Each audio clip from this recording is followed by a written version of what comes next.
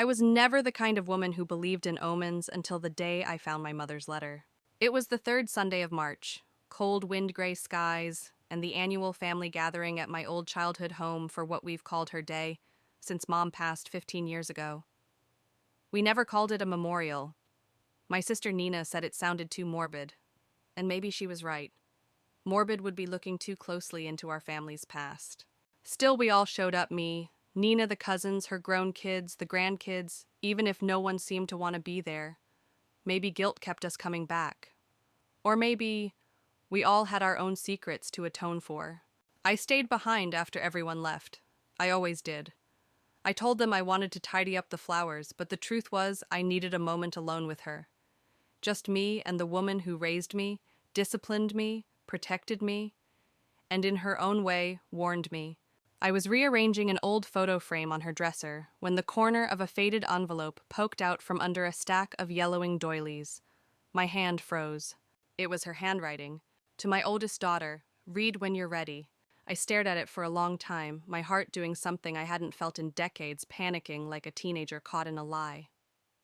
The house was so quiet I could hear the floorboards settling. I sat down on the edge of the bed and opened the envelope with trembling hands. Inside was a single sheet of thin paper, folded in half the edges, frayed like it had been waiting a long time to be read. If you're reading this, it means you finally let yourself slow down. I never knew how to ask you the questions I wanted to ask when I was alive, so let me ask one now. Have you told the truth yet? I know what happened. I've always known. Love, Mama. I read those 4 lines over and over until the words blurred. My first instinct was denial. But Mama didn't write things she didn't mean. She was sharp until the day she died, smarter than all of us combined. She had a way of looking right through people, especially me. I folded the letter back up, tucked it into my coat pocket, and locked the house behind me with shaky fingers. The rest of the drive home was a blur of taillights and wind noise. I couldn't stop hearing her voice in my head. Have you told the truth yet? Truth. Truth is a loaded word in my life. You see, everyone thinks I'm the reliable one, the responsible sister, the one who always put family first. They tell their kids to be more like Auntie Lila. She stayed home. She took care of everyone. She raised Nina's boy like he was her own. And that's where the lie starts. Eli. Even writing his name makes my chest feel tight. My sister Nina had him when she was 17. She was wild, dreamy, always chasing attention from the wrong boys. I remember the night she came home, eyes swollen, whispering that she thought she was pregnant. She was barely more than a child. Our mother was livid. The boy was long gone by then. She didn't even remember his last name. And just like that, I became the mother. The family agreed it was the only way to avoid scandal. I had just turned 23, freshly dumped by the only man I ever thought I'd marry, and suddenly I had a baby in my arms who looked nothing like me but called me Mama before he could walk. I thought I could handle it, at first. I loved him, genuinely, but love doesn't erase blood, and guilt doesn't age well, it curdles. He was mine in name but never in truth.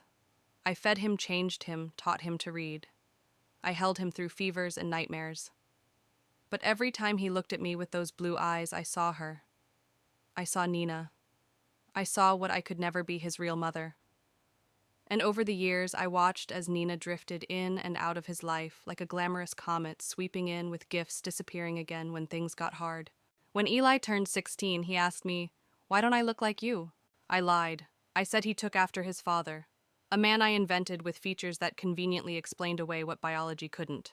But he never stopped asking questions, and I never stopped being afraid of the answers. Mama's letter brought everything rushing back like a dam breaking. All the buried memories. The touch, the silence, the things I did when I thought no one would ever know. Because the truth is, I didn't just raise Nina's son. I loved him. Not just the way a mother loves a child. Not just the way a sister sacrifices for her family. No, worse, deeper, unforgivably. But that's not a confession for tonight. Tonight I stood in the kitchen holding a cup of tea I hadn't sipped and looked out at the dark street wondering how much my mother really knew. And if anyone else might have known too. When Eli was born, it wasn't raining, though I often tell myself it was. Storms feel appropriate for the kind of nights that change everything.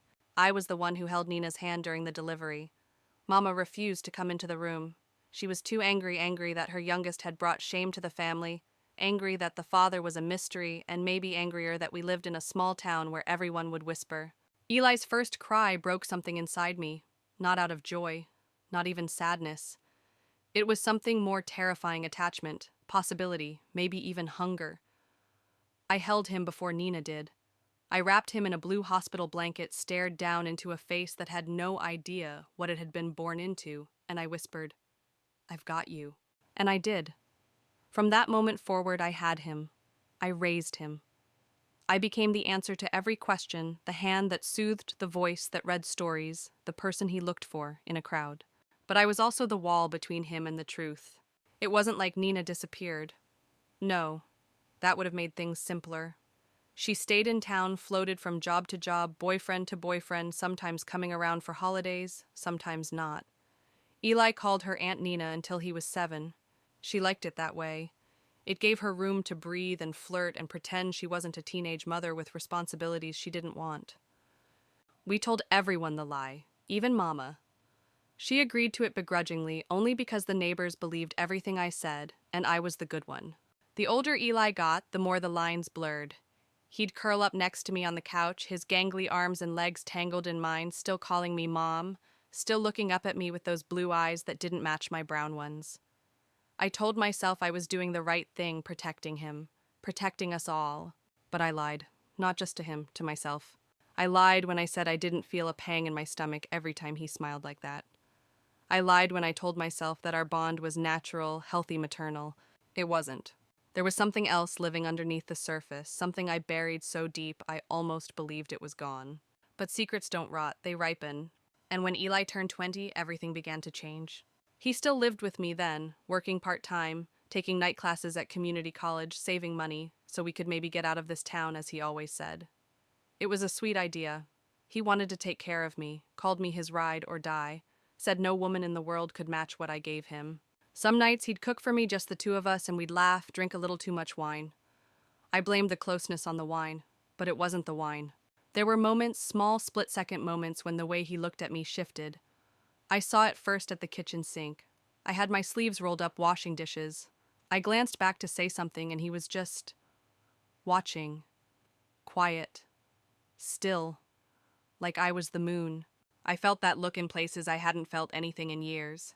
I tried to ignore it, change the subject, ask about his classes, his friends, if there was a girl he liked. He just smiled and said, "None of them are you." That's when the sickness started, the slow creeping guilt that didn't go away when the sun came up.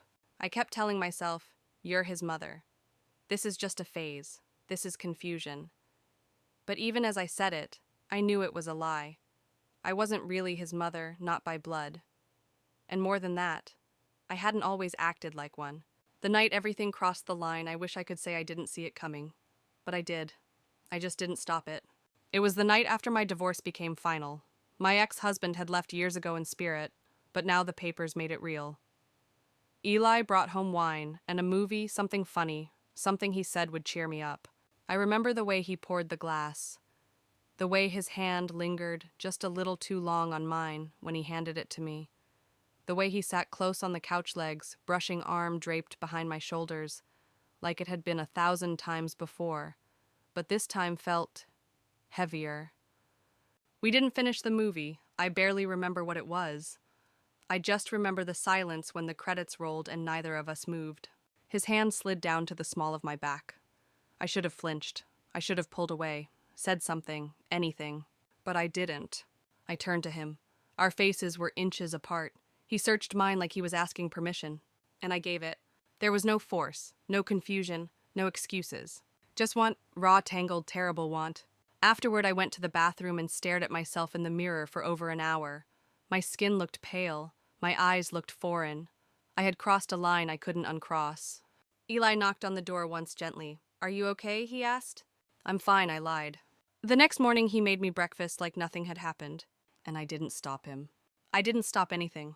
After that night, we didn't talk about it. We didn't talk about it the next morning when Eli set down a plate of scrambled eggs and sourdough toast like it was just another Tuesday. He smiled at me, kissed the top of my head like always. But there was something different in that kiss. Too familiar. Too sure.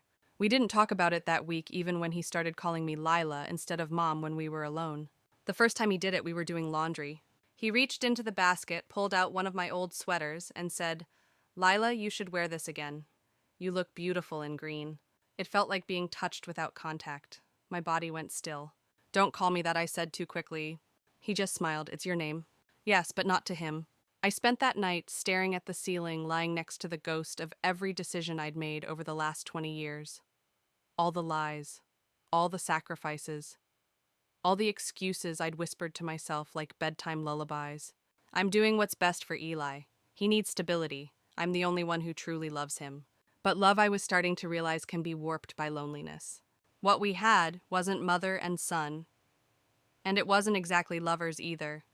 It was something in between, a purgatory we both kept willingly walking into. Nina didn't know. She never would. At this point, she barely even called. Once every few months, maybe. Usually to complain about her marriage or ask for money. She never asked about Eli, not really. She had 2 new kids with her second husband, and Eli was a forgotten memory tucked behind shame and silence. He stopped calling her Aunt Nina somewhere around college. Just started saying Nina like she was a distant cousin or neighbor. She never corrected him. I remember asking him once when he was about 10, "Do you ever miss her?" He looked up from his cereal and said, "Who?" That told me everything. But now, in this strange version of our life, I was the one who felt like a ghost. Eli was still Eli, kind, attentive, devoted in a way that should have comforted me. But the air between us had changed, charged, unnamed. Sometimes when he'd stand behind me while I was cooking, I'd feel his breath on my neck. Sometimes our hands would brush for just a second too long when passing each other a plate. And when we sat on the couch at night, his thigh always pressed into mine. Always warm, always intentional. I tried dating someone once after that night. His name was Dean. Divorced, soft-spoken, owned a hardware store downtown. We met at a church fundraiser. He asked me to lunch, and I said yes, because I needed to remember what it was like to be with someone normal. The date went fine, simple, safe. When I got home, Eli was sitting on the porch, arms crossed, eyes unreadable. "How was it?" he asked, too casually. "Nice," I said. He didn't speak again until I went inside. Then he followed me into the kitchen and said, "Did you kiss him?" I froze with the fridge door open. "Eli," I whispered, "you can't ask me that." "Why not?" "Because it's none of your business." He stepped closer. "Isn't it?" His voice wasn't angry. It was low, firm, and something else entirely. Possessive, like he already knew the answer. "I'm your mother," I said softly. "No, you're not." His tone was flat. "You never were. You raised me. You lied to me. But you're not my mother." I could have slapped him. I could have screamed. But I didn't. Because in that moment, I realized he was right. The world saw me as his mother, but Eli saw me differently. And worst of all, I was starting to see him differently too. Dean called again. I didn't pick up. We became more cautious after that, more quiet. Like we knew we were on a knife's edge. But we also grew more dependent. Eli stopped going out, spent all his time at home. He started fixing things around the house that didn't need fixing.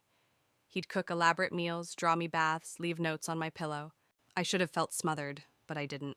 I felt wanted, seen, desired in a way I hadn't felt since I was 24. And that scared me more than anything else. We stopped referring to our relationship in any way. Not mother and son, not roommates, not friends, just us. When people asked, I said he was my nephew staying with me while he figured out his next steps. No one probed too deeply. Small towns lose curiosity fast when you don't feed it. But the walls of that house were getting smaller. Every creak of the floor, every glance from a neighbor, every holiday card from Nina made my stomach twist. I was living 2 lives, one where I folded laundry and watered plants and bought groceries, and one where I let a man, my sister's son, wrap his arms around me at night and tell me I was the only person he'd ever loved. I told myself it would stop, that it had to stop. But it didn't. It only got deeper. And then one day, Eli looked at me across the breakfast table and said, "Let's leave. Just you and me. Let's move somewhere no one knows us." I dropped my spoon. "What? Let's start over. I'm tired of hiding. I want you to be mine. For real." My heart slammed against my ribs. And in that moment, I didn't say no. I didn't say yes either. I just stared at him. Because deep down, a part of me, the most shameful buried part, had always been waiting for him to ask. We left town 3 weeks later. No goodbyes, no farewell dinner, no dramatic confrontation, just silence. I told Nina I needed a break. Some time to clear my head, maybe travel. She didn't ask questions. She was too wrapped up in her second marriage and planning a baby shower for her youngest daughter to care where I disappeared to. She assumed Eli had moved out years ago anyway. I packed 2 suitcases, one with clothes, the other with memories I wasn't ready to let go of photos. Old letters, a lock of Eli's baby hair I'd saved in a jewelry box for reasons I never explained, not even to myself. We moved to a town on the edge of the state line. Coastal, foggy, and quiet. A place where no one asked about family trees or maiden names. A place where the air smelled like salt and reinvention. Eli found us a little rental house, white-clappered, with a crooked mailbox and a cracked patio overlooking a dune trail. The kind of place you'd never expect to hide something shameful. We signed the lease under the names Mr. and Mrs. Rhodes. That was the first time I heard someone call me Mrs. Rhodes in public, and Eli smiled like it was the most natural thing in the world. The first few nights I couldn't sleep. I'd lie awake listening to the creak of the floorboards, the wind rattling the windows, the subtle weight of Eli breathing beside me. He touched me differently now. No more guilt or second-guessing. He moved with the certainty of someone who had chosen and chosen fiercely. He was 23 now. A man. A man with broad shoulders, a deep voice, and hands that moved over my skin like they'd always belonged there. I told myself we were starting over, that the old rules didn't follow us here. But they did. They followed us in my bones. There were moments I felt like I was living someone else's life. Buying groceries while a clerk called me ma'am, then catching Eli's eye from across the parking lot as he waited with the car shirt sleeves rolled up, smirking like he knew everything about me no one else did. We didn't speak of the past, not directly. He asked once over dinner, "Do you ever think about what it would have been like if you hadn't raised me?" I choked on my wine. He reached over and touched my wrist gently. I mean it. If we had met now as strangers, at a bookstore or a coffee shop, I stared down at my plate, pushing roasted potatoes in circles. "You're not a stranger to me," I said quietly. "No," he agreed. "You're home." It was romantic and devastating. Because we didn't meet at a bookstore. I met him covered in afterbirth slick with the smell of a lie that had festered for decades. Still, I let myself believe. We lived like husband and wife. I cooked. He worked at a local auto shop. We made up stories about our past, an elopement, a strained relationship with our families, a love story too complicated to explain in full. People believed us. Why wouldn't they? To them, I was just an older woman with a younger man. Maybe odd, maybe whispered about, but not illegal. Not grotesque. That was the difference between blood and truth. You can't be arrested for deception, only exposed. I told myself we were safe, that this was our chance. But it wasn't. The danger never came from outside. It came from what lived between us. Eli wanted more, a future, something permanent. "Let's get married," he said one night. We were sitting on the floor of our living room eating Chinese takeout out of paper boxes, candles flickering against the walls. I laughed too quickly. "We can't." "Why not?" "You know why." His face hardened. "We've already crossed the line, Lila. What difference does a ring make?" "A big one." He didn't speak for a long time, and then quietly he said, "You're ashamed of me." I looked at him stunned. "No," I whispered. "I'm ashamed of me." He dropped his food on the floor and walked out the front door. Didn't come back for hours. When he did, I was still sitting in the same spot, the candles long melted into pools of wax. "I don't want to be your dirty little secret anymore," he said, voice hoarse. "You're not." "I am. You never take pictures of us. You never post anything. You never even say my name in public." "I'm protecting us," I insisted. "No," he said, "you're hiding." And he was right. Because no matter how much I wanted to believe we were building a new life, I knew we were living inside a fragile illusion. And illusions don't last forever. A month later, someone knocked on our door. An older woman, maybe in her 60s, with kind eyes and a clipboard. She was doing a neighborhood survey. Harmless. Until she said, "You two look so happy. How long have you been married?" Eli answered before I could. 4 years. She smiled, then looked at me and said, "He must have been a child groom, huh?" I laughed politely, but my hands shook the whole time I signed her form. When she left, I looked at Eli. He was staring at me, his jaw clenched. "She knows," I said. "No," he replied, but she could. That night, I dreamed of my mother. She was sitting on the porch of our old house, her back to me, smoking a cigarette like she used to when she thought no one was watching. When I got closer, she turned and said, "The house is gone, Lila, but the walls are still inside you." I woke up gasping for air. And I knew then this new life wasn't a fresh start. It was a ticking clock. One day it would all come crashing down. The only question was, who would light the match? There's a moment in every long lie where the seam finally starts to split. Ours came on a Thursday afternoon, quiet and unassuming like most tragedies tend to be. Eli had gone out early to pick up groceries. I was alone, folding laundry in the bedroom, when I heard a knock at the front door. Not the casual kind, the kind that came with purpose. I wiped my hands, walked down the narrow hallway, and opened the door. April stood there, my niece. Nina's youngest, Eli's cousin. She was 22 now, grown confident, the kind of beauty that photographs well and doesn't know what it's like to be ignored. I hadn't seen her in nearly 5 years. I blinked. April. She smiled. Aunt Lila, wow, it's really you. I stepped outside and closed the door gently behind me, heart already pounding. What? What are you doing here? She shrugged a duffel bag over her shoulder. Road trip. Kind of spontaneous. I was visiting friends a few towns over and thought, why not see Aunt Lila and Cousin Eli? She said it so sweetly, so casually, like she'd just dropped in to borrow sugar. She didn't know, she couldn't. Eli's not home, I stammered. Oh, that's fine. I just need a place to crash for a night or two. It's been forever. She was already walking past me toward the door. I didn't stop her. I couldn't. I watched as she stepped into our house, dropped her bag, and spun around. Cute place, very off the grid. I smiled weakly, praying the walls wouldn't start whispering our secrets. That night we played the parts.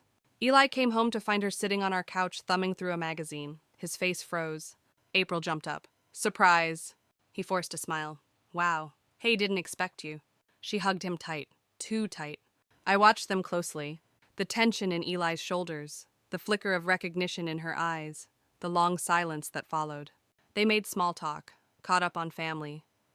April complained about Nina, rolled her eyes about her siblings, gushed about her college experience and freedom and exploration. I poured wine. When she excused herself to take a phone call outside, I pulled Eli into the kitchen. What is she doing here? I hissed. I don't know. She can't stay. She's family. So are you? I snapped before I could stop myself. We stared at each other, and in that moment we both realized what we'd said. April stayed the night, in the guest room. We barely slept. The next morning I caught her watching Eli while he cooked breakfast. Not cousin to cousin watching, not family watching. Wanting watching? It made my stomach churn. Eli didn't notice, or pretended not to. When I brought it up later, he brushed it off. She's young, flirtatious. That's just her personality. No, I said. That's a red flag. He laughed. You're jealous. I froze. Don't you dare. He leaned in, voice low, then act like it. He kissed me hard, quick, on the mouth, then turned and walked away. And I stood there stunned, realizing just how dangerous this had become. That weekend I found April in the kitchen, scrolling through her phone. She looked up and smiled. You two are cute, you know. I blinked. Sorry. You and Eli, she said. It's kind of obvious. The chemistry. I felt the blood drain from my face. She leaned on the counter. Don't worry.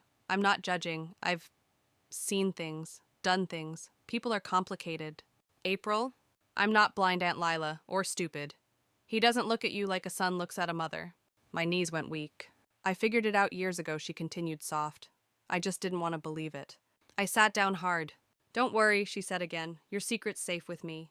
And then the dagger. But I think Eli and I have something too. Over the next few days, April made herself at home.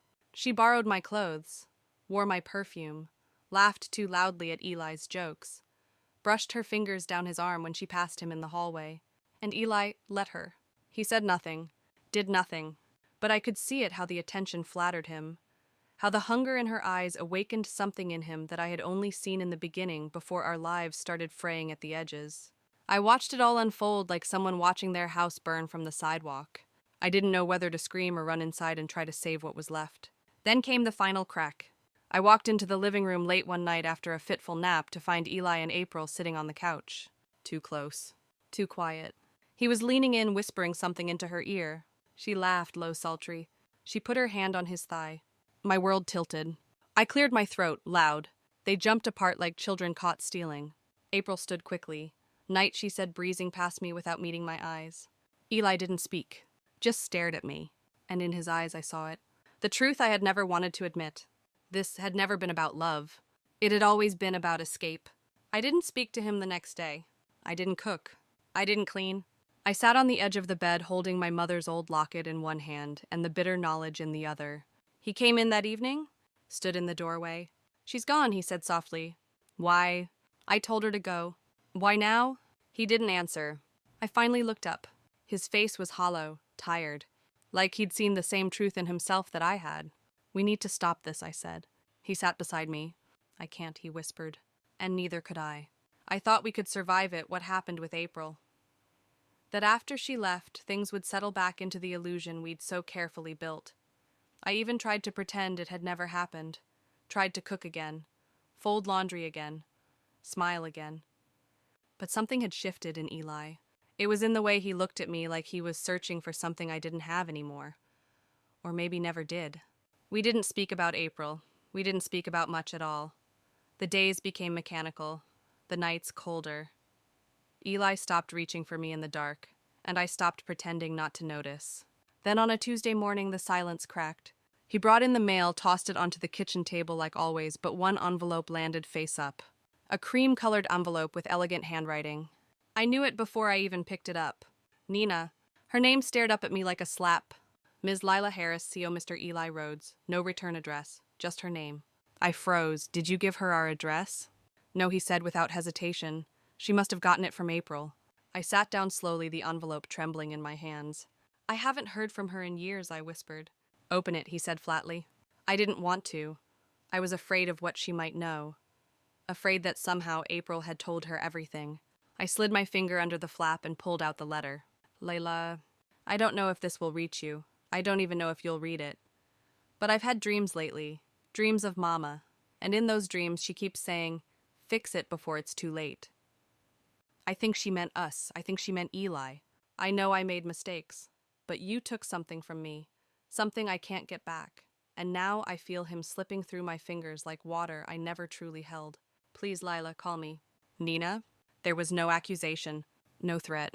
Just ache. I handed the letter to Eli. He read it, slowly, quietly, then folded it and said, "So she knows." Not everything, I murmured. He stood up and walked to the window. "I should have been told," he said softly. "I wanted to, so many times. But you didn't. I was trying to protect you." From who he turned eyes dark, her or me. I didn't answer, because the truth was I didn't know anymore. A week later, Nina arrived. She didn't announce herself, didn't call, just showed up standing on the porch in a raincoat, hair-soaked, makeup running. I opened the door and nearly dropped the dish in my hand. "Hi," she said, voice shaking. "Can I come in?" I stepped aside, numb. She walked into the house slowly, as if each step might trigger a landmine. She looked around at the living room, the furniture, the photos on the wall. There was one of me and Eli at the beach, laughing, his arm around my waist. Her eyes paused there. "How long?" she asked quietly. I didn't answer. She turned to me. "I'm not here to scream or judge. I already did that for months. To myself, I needed to see you." "And Eli," I said. She hesitated. "Yes." I called him from the hallway. He appeared tense, a statue made of nerves. They stood across from each other like strangers. Nina's voice broke. "You look just like your father." Eli said nothing. She stepped forward. "I was 17. I didn't know what I was doing. I wasn't ready. Mama told me you'd be better off without me." He flinched. "So you gave me away." She nodded. "I did. And then you forgot about me." "I never forgot," she whispered. "I just didn't know how to come back." There was silence. And then Eli, with a voice colder than I'd ever heard, "You don't get to come back now. You left the second you knew he was gone." She stared at him, stunned. "Who?" she asked. "Your boyfriend," he snapped. "My father. You stopped loving me the second he disappeared." She looked to me. "Did you tell him that?" "I figured it out," Eli said before I could speak. Nina's eyes filled with tears. "I didn't know how to love you, but I wanted to. I tried." He looked at her like someone who had read the ending of a sad book and hated the author for it. "You're not my mother," he said. "You never were." Her face crumbled. She turned to me. "And you let him believe that?" I couldn't speak. Because yes, I had. That night, Eli didn't come to bed. I found him asleep on the couch, the letter from Nina in his hand. I didn't wake him. I just stood there looking at him, wondering where the line had vanished between what we were and what we should have been. I thought I could rewrite the story. But the author had returned. And now everything was unraveling. Nina left before dawn. I heard the car door, the engine, the crunch of gravel under tires. I didn't follow her, didn't stop her. We had nothing left to say that hadn't already been soaked in guilt. Eli didn't mention her once that day. He sat at the kitchen table, scribbling in a notebook, his coffee untouched. I didn't ask what he was writing. Maybe I didn't want to know. The silence between us had changed. It used to be soft, gentle, full of unspoken tenderness. But now it was sharp, brittle, full of questions we were too afraid to ask. I watched him from the hallway, the slope of his shoulders hunched forward like he was carrying something heavy. I wanted to reach out to press my hand against his back to say, "We can still fix this. We can find a way to breathe again." But I didn't move. Because deep down, I knew something had already shifted in him. Nina's visit had unearthed something I could never bury again. That evening, I opened the drawer where I kept old photographs, the ones I hadn't looked at in years. There was Eli at 5, holding a toy truck, gap-toothed and grinning. Me behind him, arms around his shoulders. He was already taller than most boys his age. Another photo him at 16, standing next to a birthday cake. Candles flickering. Nina had shown up that year drunk, and 2 hours late. I had sent her home before Eli could see the wobble in her walk or smell the wine on her breath. He never asked why she didn't stay, because he didn't expect her to. He expected me. Always me. I turned the page and found the photo I didn't remember keeping. The beach trip. The one Eli insisted we take the year I turned 45, just the two of us. A quiet little rental by the sea. We'd taken a selfie, my face turned slightly toward him, eyes closed from the wind, his lips pressed softly to my temple. It looked like a honeymoon photo. I stared at it for a long time, then slid it into the trash. Eli came to bed that night, hours after I had turned off the lights. He slipped under the covers without a word. I lay stiff, pretending to sleep. After a while, he whispered, "I'm sorry." I didn't answer. I never wanted to hurt you. Still, I said nothing. Then quietly, "Do you think we can ever have something real?" My breath caught. I turned to face him. "What do you mean? A life that doesn't feel like a lie?" His eyes were searching, desperate, and so young. I touched his cheek. "You think it's the world that won't let us be happy. But it's not the world, Eli. It's us. We broke something we can't put back together." He swallowed hard. "So what we just stop, pretend none of this happened." I looked at him, really looked at him. His face was older now, not the boy I raised, not quite the man I once let hold me in the dark. He was someone else. Someone searching for a mother he never had. A lover who wasn't broken. A woman who wasn't me. "I don't know what we do," I whispered. He closed his eyes, and for the first time didn't reach for me. The next morning I woke up alone. I thought maybe he was in the kitchen, maybe just on a walk. But the house was quiet. Too quiet. His shoes were gone, so was his jacket. And his notebook. On the kitchen table sat a single envelope. My name written in his looping script. Lila, not Mom. Not anything else. Just Lila. I don't know how to love you without breaking something in both of us. I've spent years trying to be what you needed. A son. A man. A reason to believe this story could have a happy ending. But I'm starting to see that we were never the heroes. We were the villains in someone else's tragedy. Maybe if we'd met in another life in another story, this would have been beautiful. Maybe I would have been just a stranger who fell in love with a quiet woman who liked her tea too hot and folded her towels just so. But we didn't meet that way. And now I can't breathe inside this lie anymore. I need to go find out who I am without you. Please don't come looking. I will always love you. But I need to learn how to live without you. ElevenLabs. I stood in the middle of the kitchen for a long time, letter clutched in my trembling hands. Then I sat down, and I cried. I didn't cry like a woman mourning a breakup. I cried like a mother who had lost her child. Because in the end, that's what I was. Not his lover. Not his equal. Just a woman who had failed him at every turn by loving him too much in all the wrong ways. I burned the photos that night. All except one. The very first, the hospital. Me holding Eli in a pink hospital gown, hair-matted eyes, exhausted but smiling. That was the only version of us that hadn't been corrupted. The only truth I still had. The house didn't feel like mine anymore. It echoed in ways it never had before. Eli's scent lingered on the sheets, on the old flannel he left draped over the chair and the mug I couldn't bring myself to wash. But he was gone, and his absence wasn't quiet. It screamed. I moved through the rooms like a guest in someone else's tragedy. Every chair I sat in, every hallway I walked through, felt haunted by things I should have never let happen.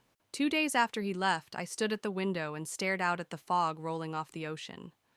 I'd chosen this place because it felt removed from time, but now it just felt like a waiting room for guilt. The phone rang. I didn't answer it. I didn't want to hear Nina's voice again. I didn't want April calling to check in and secretly sniff around for gossip. I didn't want anyone. I just wanted silence. Silence and sleep. But sleep didn't come. Not that night, not the one after either. And then on the third night, someone knocked on the door. I opened it to find a man I didn't recognize.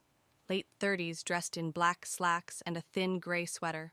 Polite smile, clear eyes, a folder under his arm. "Ms. Harris?" he asked. I nodded slowly. "I'm from Child and Family Records," he said, as if that explained anything.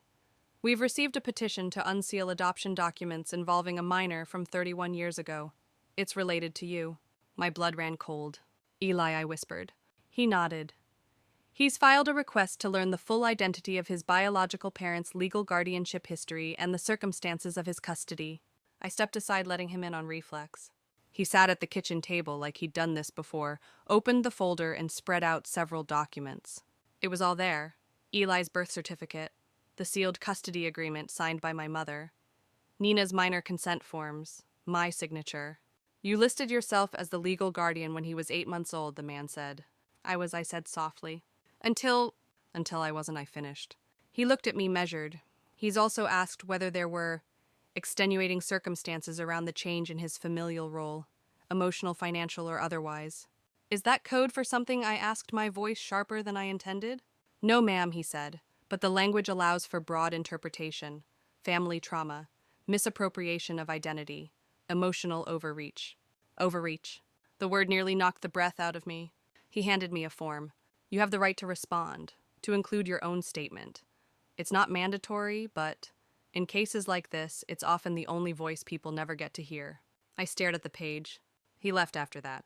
Said he'd return in a week. Left me alone with my memories. That night I opened a new journal. Not the kind I used to write in floral-covered poetic filled with sentimental half-thoughts. No, this one was hardbound. Leather. Heavy, like a confession box. I titled the first page, "The Things I Did in the Name of Love." And I wrote about the first night I rocked Eli to sleep and cried because I knew he wasn't mine. I wrote about the first time I caught myself staring too long at him in the mirror and felt shame and awe all at once. I wrote about Nina and the deal we never spoke of again. I wrote about the night I let everything slip, our shared breath, the darkness between us, and how I convinced myself it was okay because no one else would ever know. And then I wrote about the way he left. That hurt the most. Not because he'd gone, but because I knew he wouldn't come back. Because I wouldn't let him. A week passed, then 10 days. The man didn't return, but the doorbell rang again. It was a courier. He handed me a small cardboard package. No return label, just my name scrawled in familiar handwriting. Inside was Eli's journal. The one he'd been writing in for months. The one he never let me read. I opened it with trembling hands. And the first line read, "I've never loved anyone like I loved her. But that doesn't mean it wasn't a mistake." Page after page followed raw, conflicted, beautiful in its pain. He wrote about being raised in a house full of secrets, about never understanding why I looked at him like both a miracle and a burden, about the slow realization that his mother wasn't who she said she was, and about how even when the truth came out, he still didn't know how to stop loving me. He wrote about Nina, how her absence left a space I filled too well, how my need to be everything mother, friend, lover had turned him into someone he didn't recognize. And the final line circled 3 times. "I'm not angry anymore. I just need space to find the part of me that wasn't shaped by her hands." I closed the journal slowly. Tears fell, not loudly, just quietly. I didn't hate him. I didn't blame him, because I had shaped him, completely. And now I had to let him reshape himself. Without me. That night I wrote a letter, not to mail, just to keep. "Eli, if you ever come back not to stay, just to visit, I'll make tea the way you like it. We won't talk about what happened. We'll talk about the weather, or books, or nothing at all. And if you never come back, I'll understand. Because some ghosts don't belong in the house that made them. Love, Lila." I hadn't seen Nina in over a year when she called me out of the blue. Her voice was hollow. Grief made her sound older than she was. "Dad died," she said.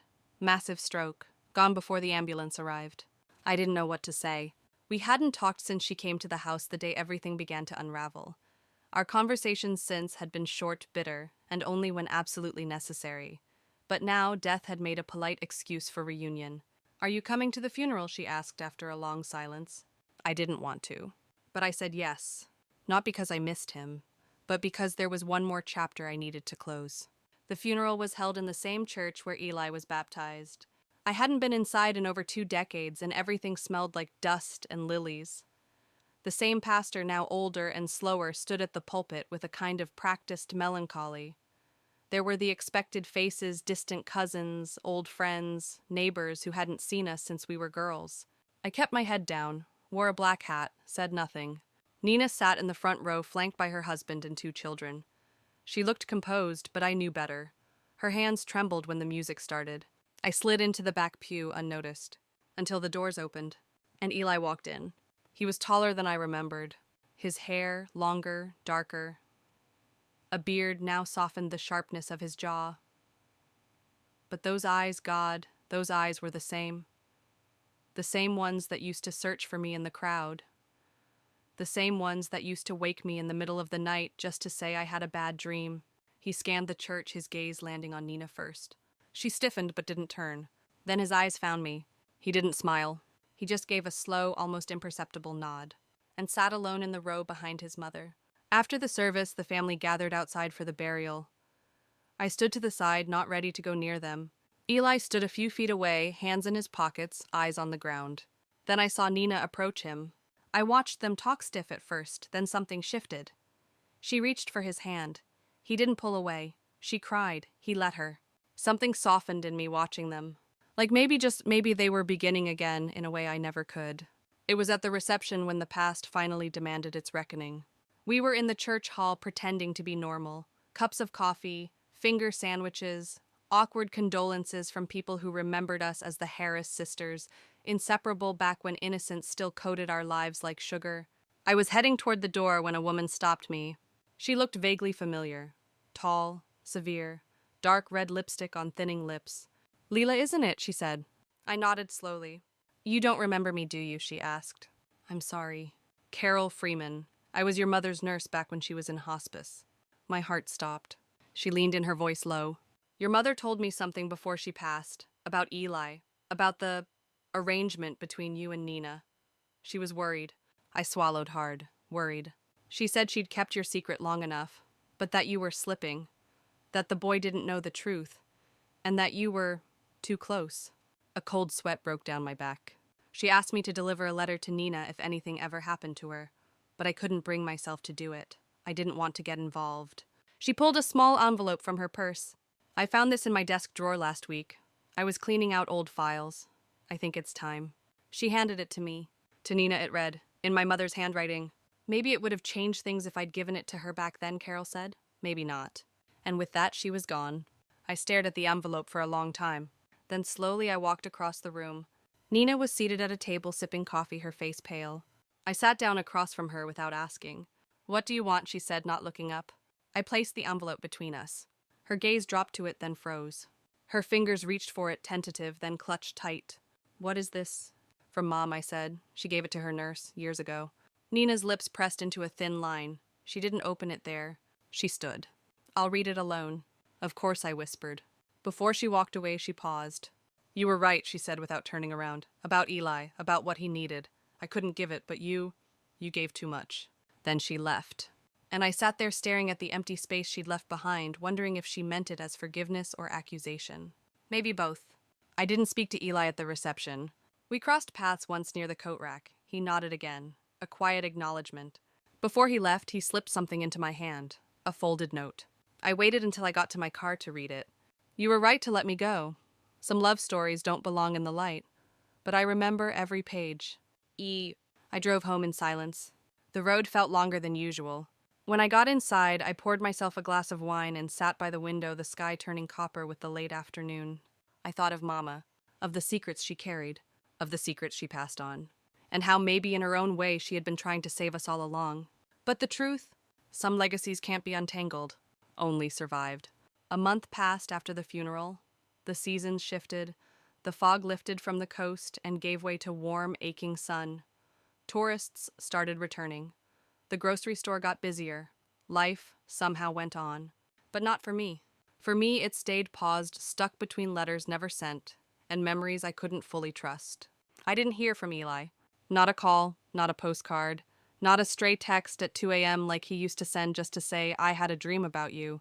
I told myself he was healing, that he was out there becoming someone new, someone lighter, someone unburdened by the woman who raised him into a labyrinth of love and lies. But the truth, I was beginning to forget the sound of his laugh. That terrified me more than anything. I started packing one day, not for any specific reason, not yet. But I knew I wouldn't stay in this house much longer. There were too many ghosts. I boxed up his flannel shirts first. I folded them carefully, the way I had 1,000 times, smoothed the fabric, tucked the arms just so. I didn't cry. I'd cried enough already, cried so hard in the first week after he left that I thought my lungs would collapse. But grief like rot eventually settles into silence. And in that silence I found something I hadn't expected. Clarity. Not peace, not forgiveness, but clarity. He had been slipping away from me long before the day he walked out. I just hadn't wanted to see it. That's when the phone rang. Unknown number. I hesitated, then answered. Ms. Harris, a young female voice asked. Yes. This is Officer Kinley with the Crescent Bay Police Department. Do you know a Mr. Elijah Rhodes? My mouth went dry. Yes, he's family. There's no cause for alarm, she said quickly, probably sensing the panic in my voice. We just wanted to notify his emergency contact. He was found early this morning asleep in his car at the overlook off Highway 3. No harm done, but he was disoriented, refused medical assistance, wouldn't give us a home address. He mentioned your name. My fingers clenched around the phone. Is he okay? I whispered. He's not injured, but he's not well either. Emotionally, I mean. He's been sitting there a while. We think he's safe for now, but you may want to talk to him. Sometimes people come to that overlook when they're lost. I didn't wait for anything else. I was out the door before I realized I hadn't changed out of my robe. The overlook was 10 minutes away, a jagged cliff with a wide view of the sea, where the water crashed like a chorus below. I spotted his car before I saw him. Black sedan, dusty, parked crooked like he hadn't cared where it landed. He was sitting on the hood, arms wrapped around his knees. I pulled up behind him and stepped out my sandals scraping against gravel. He didn't look at me at first, just kept staring at the water like it held an answer he couldn't find. Eli, I said softly. He blinked, then turned his head. When he saw me, he smiled faintly, but it wasn't joy. It was recognition, like someone seeing a familiar ghost. Hey, he said. I walked closer. Can I sit? He nodded. I climbed onto the hood beside him. We sat in silence for a few minutes, watching the waves dance with the wind. Then I said I thought you were gone for good. I was. Then why are you here? He exhaled, long and slow. I drove for days, ended up back here without meaning to. The roads just led me. I looked at him. His face was thinner. Stubble lined his jaw. His eyes were darker somehow, like he hadn't slept in weeks. You okay? I asked. He shrugged. I'm here. Officer said you wouldn't go home. This isn't home anymore. I nodded. Another silence. Then he said, Did you ever wonder what I'd become if none of it had happened? All the time I whispered. Think I would have been normal. You were never supposed to be normal, I said. You were supposed to be loved. He looked at me finally, really looked at me. You didn't ruin me, he said. I need you to know that. I think I did. He shook his head. No, you made me who I am, for better or worse. But I can't stay in your shadow anymore. I can't be the boy you raised, or the man you tried to love.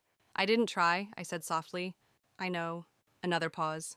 Then he stood up and looked down at me. I've been thinking about disappearing, he said. Really disappearing. New name, new life. Start from nothing. No lies, no past. That won't save you, I said. Maybe not, but staying will kill me. I reached out, took his hand. It trembled. You don't have to vanish. You just have to forgive yourself. I'm working on it. He kissed the top of my head once, the way he used to. Then whispered goodbye, Lila. Not Mom. Not I love you, just Lila. And he walked back to his car. And I let him go. This time for real. I stayed at the overlook until nightfall. Watched the sea turn to ink. And somewhere in the distance a boy I once called son disappeared into the dark for the second time. But this time I didn't follow. Because real love is knowing when to let someone be a stranger again. 3 days after the overlook, I boxed up everything that was his. Not in anger, not in grief. In surrender.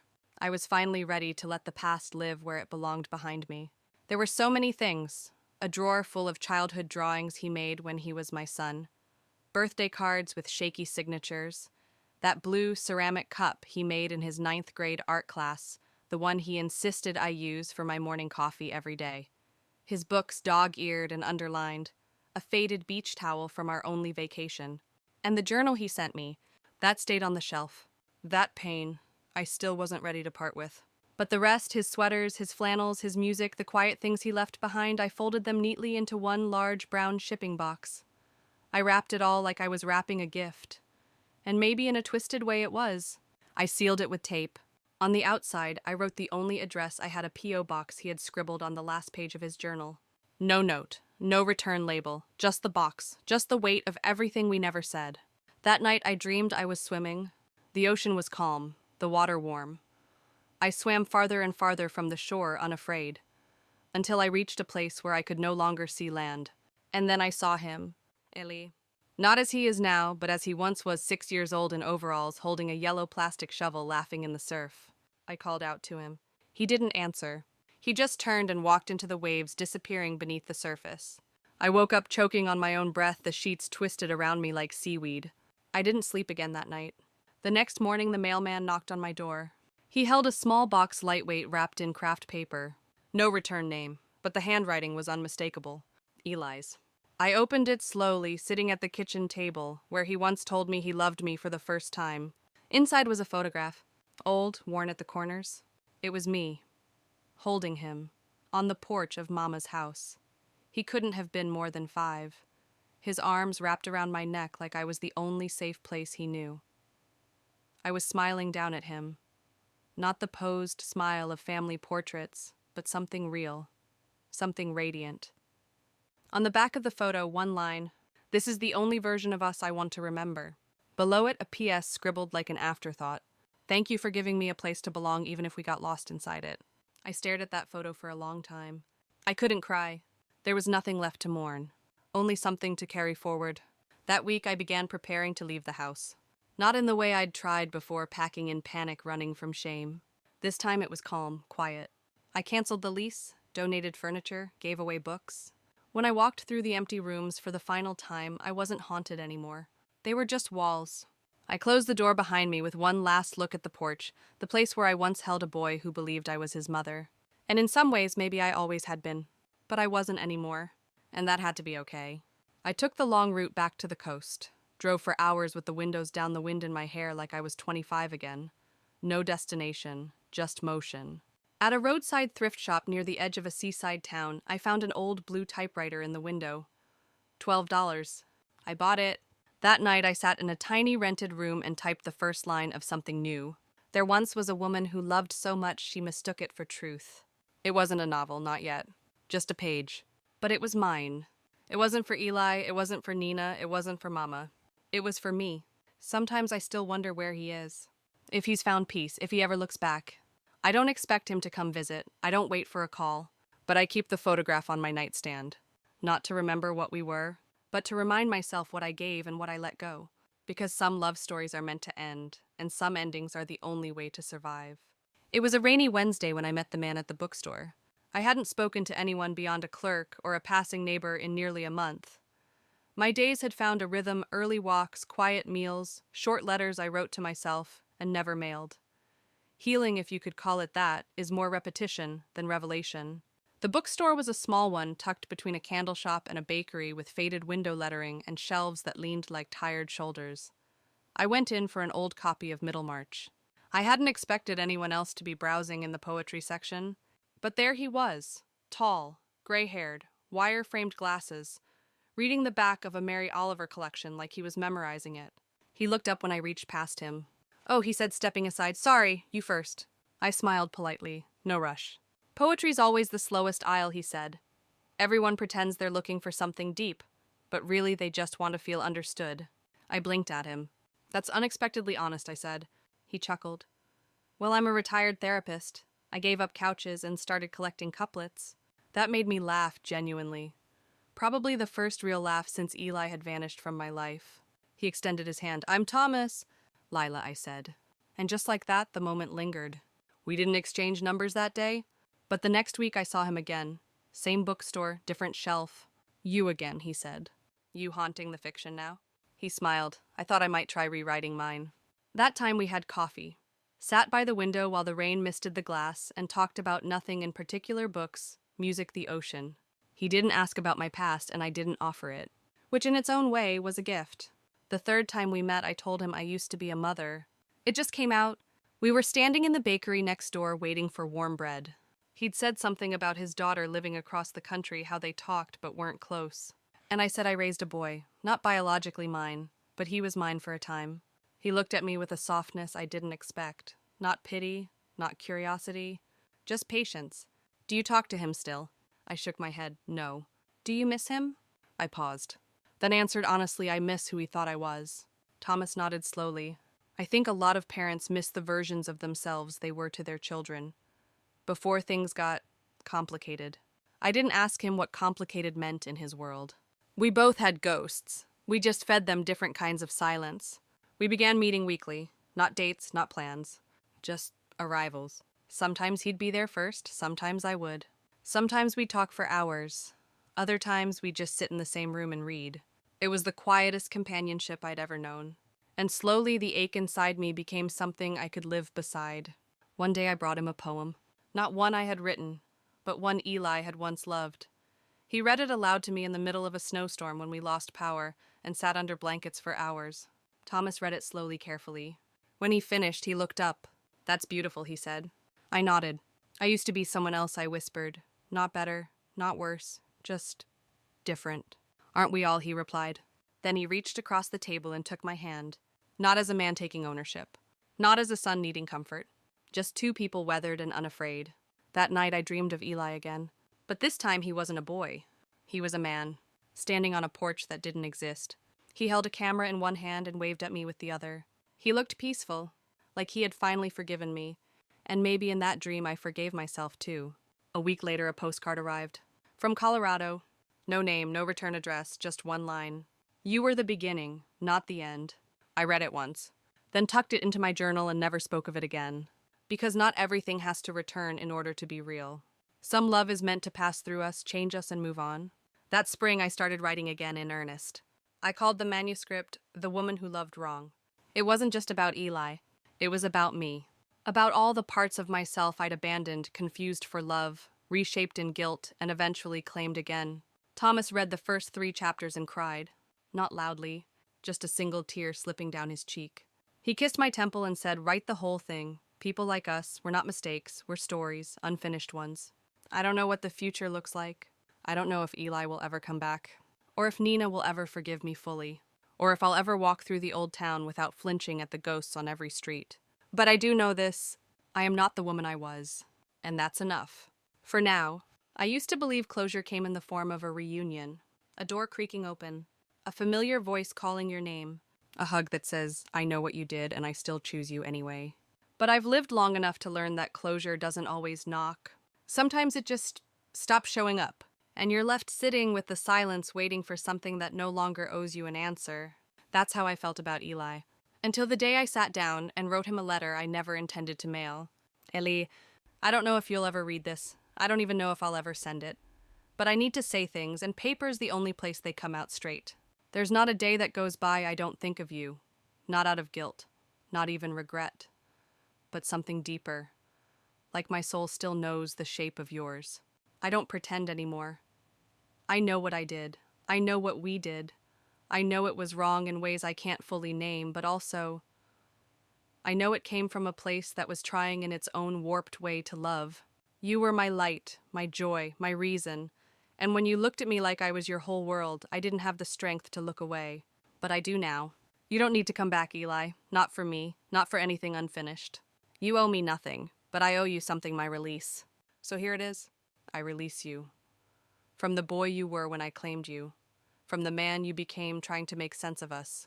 From the weight of carrying my secrets. From the strange gravity that pulled you back into a life that could never be whole. I will always love you, but I will no longer hold you. Go be someone who gets to love without shame. Go be free. Lila, I folded the letter, placed it in an envelope. Then tucked it into the bottom drawer of my writing desk beneath unfinished pages of my novel and a receipt for a seaside lamp I bought on impulse. I never mailed it. But I didn't need to, because sometimes the truth only needs to be spoken once, even if it's whispered in a room no one else hears. That weekend I went to a reading at the local library. A young author, mid-30s, painfully sincere reading from her debut memoir about childhood trauma and resilience. She read one passage where she said healing isn't about feeling good, it's about feeling real. It hit me like a wave. Afterward, I introduced myself. We spoke for 15 minutes about memoirs, the dangers of memory, and the courage it takes to tell a truth no one asked for. Before I left, she said something that stuck with me. "You look like someone who's just starting the second half of her life." I laughed. "I'm in my 70s. She grinned. "Exactly." Later that night, I opened my manuscript again. The Woman Who Loved Wrong. I stared at the title for a long time, then deleted it. Typed something new. The Woman Who Learned to Let Go. It wasn't just a story anymore. It was a confession, a eulogy, a resurrection. One morning, I was walking along the boardwalk when a child ran past me, barefoot, wild curls, laughter spilling behind her like sunshine. Her mother jogged behind, flustered but smiling. And for the briefest moment, I felt a pang in my chest. Not of loss, of memory. And then I smiled, because memory, I've learned, is the echo of love, not its prison. I still keep the photograph on my nightstand, the one Eli sent back. The porch, the smile, that safe little lie we lived in. I don't look at it every day, but when I do, I no longer feel the urge to explain it, or hide it, or tear it in half. It's just a moment, frozen, tender, a truth that existed even if it couldn't last. Sometimes Thomas reads bits of my manuscript. He doesn't press me for details, doesn't ask what's real and what's embellished. He only ever says one thing after each chapter: "Thank you for trusting me with this." And somehow that's all I've ever needed to hear. I don't know how my story ends. Maybe Eli finds love, maybe he finds peace, maybe he changes his name and becomes someone I wouldn't recognize if he passed me on the street. But I hope, God, I hope that he's kind to himself. That when he lies awake at night, haunted by nothing and everything he remembers, that once upon a time, someone held him like he was the whole world. Because he was. And part of me, however complicated, however wrong, will always carry the imprint of that love. Not because it was perfect, but because it was real. The air smelled different that morning.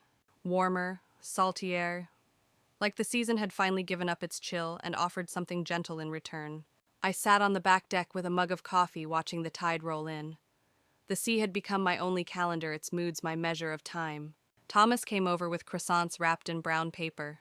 We ate in silence, crumbs catching in the folds of the newspaper between us. He reached for my hand across the table like he always did now. Effortless. Easy. He didn't ask about the manuscript anymore. He knew I was finishing it. What he didn't know, what no one knew, was that I had added a final chapter. A chapter called The Letters I Didn't Burn. They were all tucked into a shoebox under my bed. Some I had written to Eli, some to Nina, one to my mother, angry, desperate, unfinished. But there was one that mattered more than the rest. One I wrote just days ago. Not on paper. In my head. Dear me, I forgive you for the silence. For the things you let happen and the things you made happen. For the way you confused care with control. For every moment you mistook obsession for love. I forgive you for holding too tightly to what was never really yours. For raising a child into a man who couldn't escape the shape of your shadow. But I also thank you for surviving, for breaking and healing and breaking again, for finally learning that love without freedom is just a cage with better lighting. You were wrong, and you were brave, and now you are both. Go live, not for the people you couldn't save, but for the woman you finally became. Lila. I didn't need to write it down. I just needed to feel it. And when I did, something broke open inside me, not like glass, like soil, ready for something to grow. That afternoon, I walked into town and stopped by the post office. I handed the clerk an envelope with no return address. Inside was a single sheet of paper printed from my typewriter. A letter addressed to the man I once raised. All it said was, "I'm okay, I hope you are too, you were loved, you are still. L." That was it. No confession, no expectation. Just truth. I asked the clerk to send it to the last P.O. box I had for Eli. I didn't know if he'd be there. I didn't know if he'd ever see it. But I didn't need him to write back. I just needed him to know that the door was closed but not locked. When I came home, Thomas was sitting on my porch swing reading my final chapter. I stood there for a while watching him, his brow furrowed, his mouth a tight line. When he finished, he looked up. "I didn't know," he said quietly, "all of it." "You do now." He stood slowly, folding the pages in his hand. "I won't pretend it's easy to read," he said. "I didn't write it to be easy." He nodded, "But I'm still here." And I believed him. We didn't talk much that night. We drank wine, watched the waves, fell asleep with the windows open, the sea breathing through the curtains like an old lullaby. And in the morning I woke to a new thought. I can love again, not as a secret, not as a replacement, but as me. Not the mother, not the confessor, not the penitent, just Lila. Later that week, I found something on my doorstep. A seashell. Bleached white, smooth, ordinary really. But taped to the bottom was a scrap of paper. One word. Understood. No name. No handwriting I recognized. But I knew. I just knew. I held the shell in my hand, sat down on the porch, and let the wind carry the moment through me. There was nothing else to say. Nothing else to fix. Just the silence. And the peace it finally brought. Spring came slowly that year. One morning I woke up to birdsong outside the window. The cherry tree in the neighbor's yard had exploded in pink as if overnight it had remembered how to be beautiful. I sat on the porch with my tea, Thomas still asleep inside, and felt something I hadn't known in a long time. A stillness that wasn't haunted. A silence that didn't ache. Peace not loud, not triumphant, but deep, like a long exhale. And for once I didn't feel the need to fill it with words. The manuscript was done. 312 pages. It didn't end with a wedding or a funeral. It didn't name Eli outright. It didn't offer excuses or seek redemption. It was just a story. A story about a woman who loved too fiercely, too wrongly, and then eventually learned to let go. I printed 3 copies. One for me, one for the library, and one I mailed to a return address in Boulder, Colorado. I don't know if he'll read it. I don't know if he'll know it's for him. But I know he'll feel it. Because truth, real truth, always leaves fingerprints. Thomas and I talked about moving in together. He said something simple one night as we were brushing our teeth side by side. You've built your house inside your healing. Let me build mine next to it. I didn't answer right away. I just watched him in the mirror brushing his teeth with a kind of quiet joy. The kind of joy you only earn after losing everything once. And I realized something. He wasn't here to replace anyone. He was here because I finally made room. Some nights I still dream of Eli. But it's different now. He's not lost anymore, not a child, not a stranger, not even my ghost. He's just someone I loved. Someone who passed through my life like a storm that stripped the branches bare and left space for sunlight. In those dreams, he smiles at me, and I let him go all over again. I found my mother's locket last week. I hadn't opened it in years. Inside were 2 photos, me as a teenager and Nina holding baby Eli. Back then, I thought it was a symbol of her secrecy, her failure to protect us from ourselves. Now I see it differently. She carried what she could, hid what she had to, and gave us just enough to survive. We did the rest, for better or worse.